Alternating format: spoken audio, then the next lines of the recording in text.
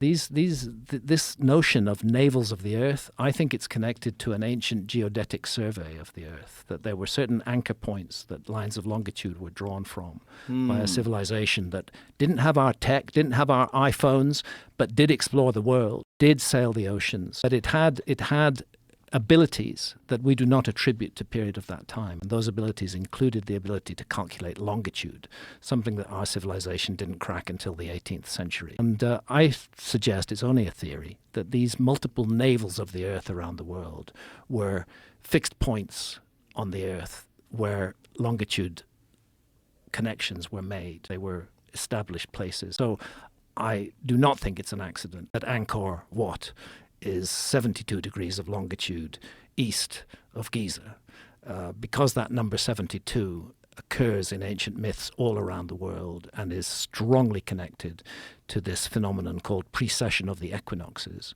which, first of all, it changes the pole star. At the moment, the Earth wobbles on its axis, but it's a very slow wobble over 26,000 years.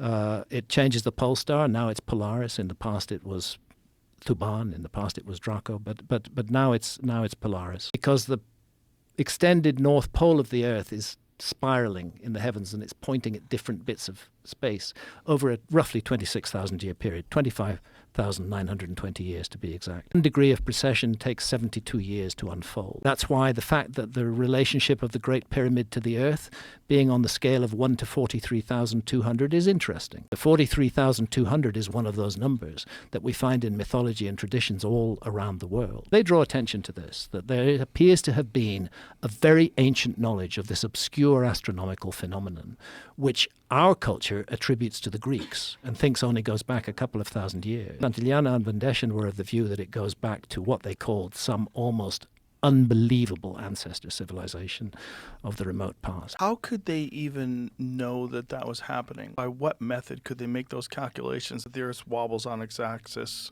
every 26,000 years?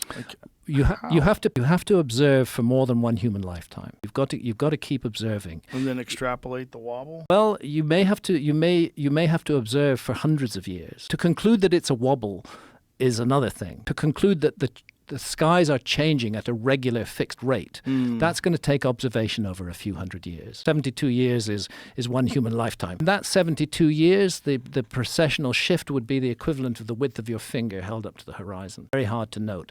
But if you extend it for several hundred years, it'll be very clear that something is going on.